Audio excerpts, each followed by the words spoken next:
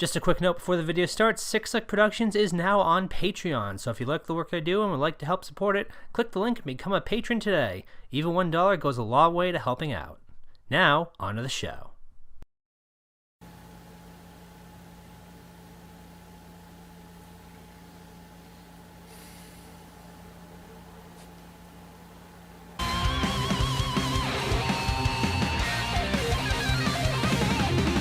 RWBY Volume 5 is the worst season of the show, and the sad thing is that on first glance it almost looks like an improvement.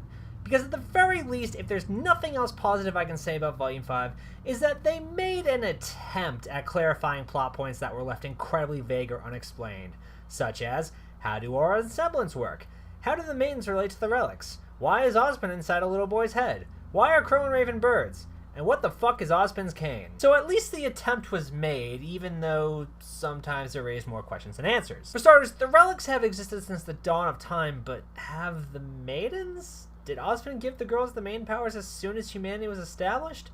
Because if the Maidens came in later, then how were the Relics handled before? Like, where were they kept? What served as the key to their locks?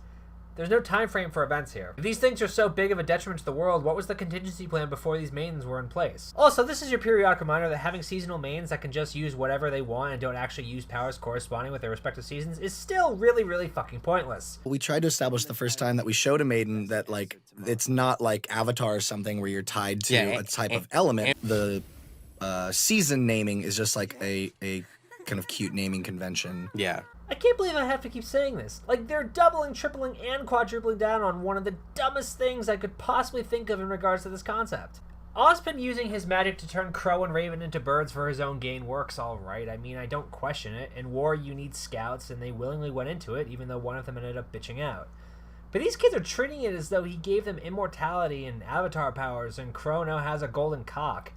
Seriously, they turn into birds, and this fact just blows their poor feeble minds. Turn them into birds. All right, now you're just messing with us. Why would you do something like that?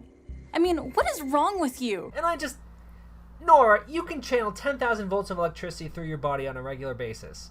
Ren can make himself invisible to the naked grim eye. RWBY runs faster than the human eye can perceive. Or flies, or teleports, or turns into rose petals, or whatever her fucking power is these days. Weiss can make creatures appear at will. Blake can make copies of herself. Pyrrha could bend the physical alignment of atoms to her will.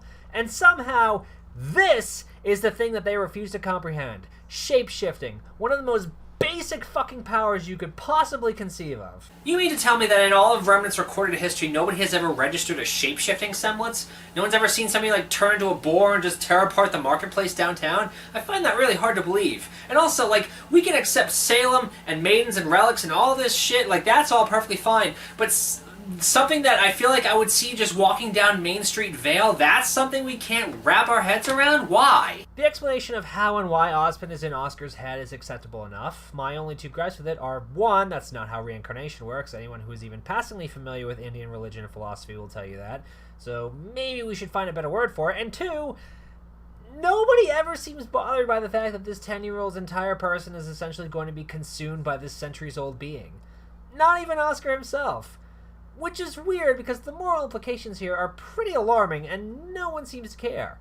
Oh, but Uncle Drunk and Mommy Dearest being turned into birds, no, that's a way bigger deal. Like, I'm not crazy here, right?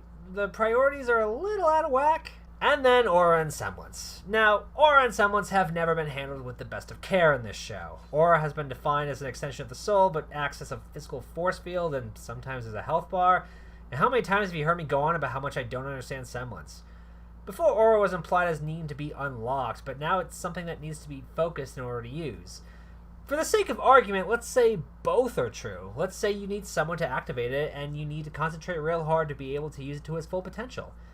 And that works fine, up to a point. The biggest question I have, bigger than any other, and I cannot believe I don't hear more people bring this up, in a world where giant monsters kill you just for forgetting to take your Zoloft, why would you not just always have your aura unlocked? Why would you not have your aura unlocked by a parent or a doctor right out of the womb? Why does this woman, who is literally a bandit that roams the countryside and pillages and murders entire villages of people, not have an active aura. This one just bugs the shit out of me because it's one of those things that I'm just supposed to accept, and I don't see why I'm supposed to do that, especially when it runs counteractive to how the world at large is portrayed. Seriously, really think about this for a second. We are told to believe that these people live in constant fear of these giant monsters of pure evil, to the point that living outside of the main capital cities is basically considered a death sentence, where war is constantly being talked about as being on the horizon. And there are still people in this world who don't have an active aura? Something that everybody should have if it means it gets some kind of guaranteed protection, or at least a backup plan against the Grim attacks. I mean, we've seen entire villages like get slaughtered for not having aura.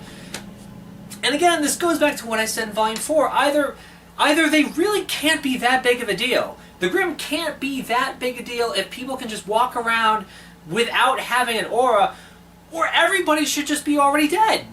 Like, one or the other. It should not be both. Not if we're supposed to believe that this is the kind of world we're in.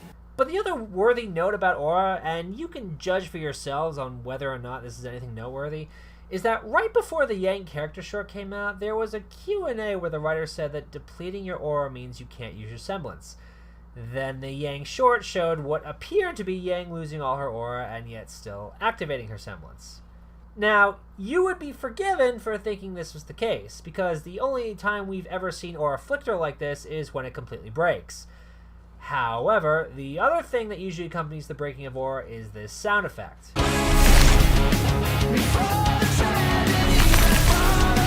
which is missing from this scene.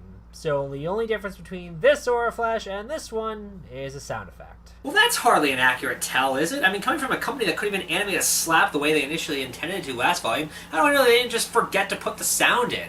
Like, listen, if you show aura flashing on screen 10 times, and 9 times out of 10 it's the aura breaking, and the 10th time looks literally the same except that it doesn't make a noise, I'm guessing that was a technical flaw and not an actual story purpose. I'm just saying.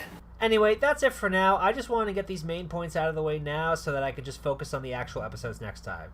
Part 2 is on the editing table, should be out fairly soon. In the meantime, check out the Let's Play, subscribe to Patreon, check out my Twitter for updates, and blah blah blah blah blah. Yeah, okay, we're done. Bye-bye.